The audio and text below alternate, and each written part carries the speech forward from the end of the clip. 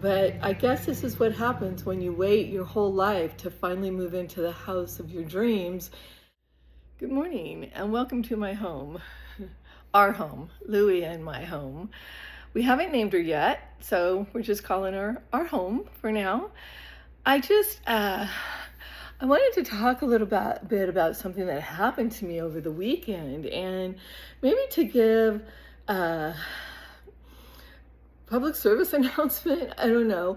Uh, I got extreme heat exhaustion. I've been in bed for 3 days. Today I'm up out of bed. I'm going back to Columbia today. I feel strong enough to drive, but I guess this is what happens when you wait your whole life to finally move into the house of your dreams, and you want to do everything all at the same time. And so I woke up really early on Saturday morning and I was unboxing huge boxes of things and then dragging the boxes out to an area out back that I'm going to store them until I can get enough of them for someone to come pick them up and haul them away for me. And so I did all of that, and I did have, no, you know what? I didn't have the AC on. And one of my friends, Darlene, was like, "Why aren't you using your AC?" And she's like, "Don't tell me it's because you can't afford it." And I said, "No, I don't think it's because I can't afford it. I think it's because I lived in Columbia for so many years without AC that I don't think I need it." So anyway, so then I finished that up, and then I started just cleaning, just trying to start doing a deep clean. My daughter was coming up for lunch. Yay, my daughter came up for lunch. That's like one of my main goals, is to get my kids into my life again. Yay. But anyway, before that, I and Louie I went out to clip some roses and some lavender to put around the house. And so I did that, and then I was clipping the roses, and a neighbor was out working in his yard. And so we were talking about it, and he's a horticulturist. And so he's retired, unfortunately, because I immediately said, "Oh my gosh, do you want to landscape my yards for me? Because I have all these roses in the front of the yard." And so he said, "No, but your roses need to be clipped, and let me show you how to do that." So he showed me how to do that. So I got really involved in doing that, and I spent way too much time in the sun doing that. And then Louie needed some time, so then I took him for a walk, and I was out walking, and I took him to the park, and we were at the park having fun, playing, throwing the ball, doing the things. And then I got back to the house, and I started rearranging furniture, just trying to get things cute for my daughter, so when she got here for lunch, it would be just really cute. And so then she got here for lunch, and I wasn't feeling very well, but I thought I just needed to, in fact, before she got here, I think I told Lou, I said, "Oh, I kind of maybe have overdone it. I got to go slow." So when she got here for lunch, she brought champagne. So we opened up the champagne and we drank the champagne, which then put me over. That was not the best idea. So yeah, I spent 2 days actively sick, and the last day just sipping.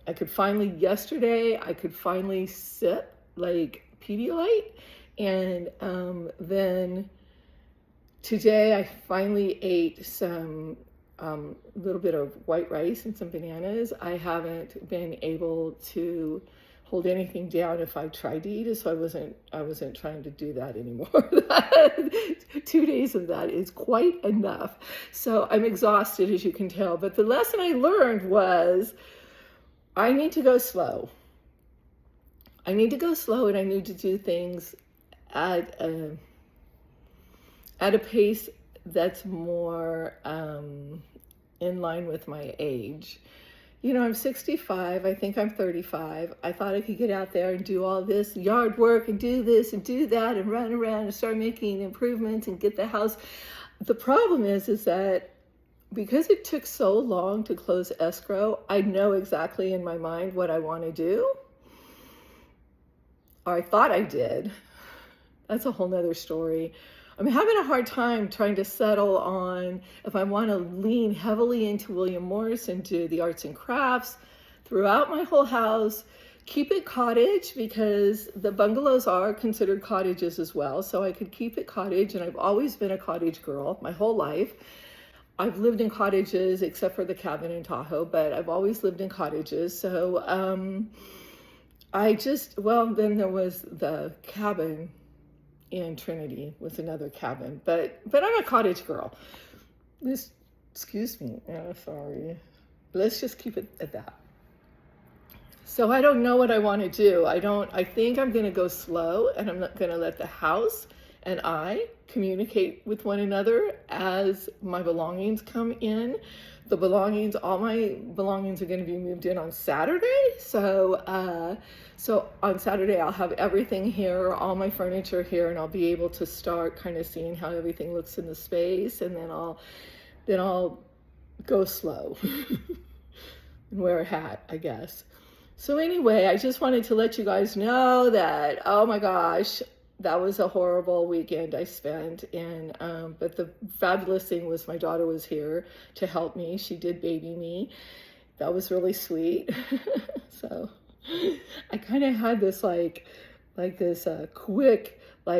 premonition or vision of the future. Is this how it's going to be like when I'm like 90? She's like helping me put on my little nightgown and helping me take a bath. Oh, whatever. She's a sweetheart. I'm so grateful she was here.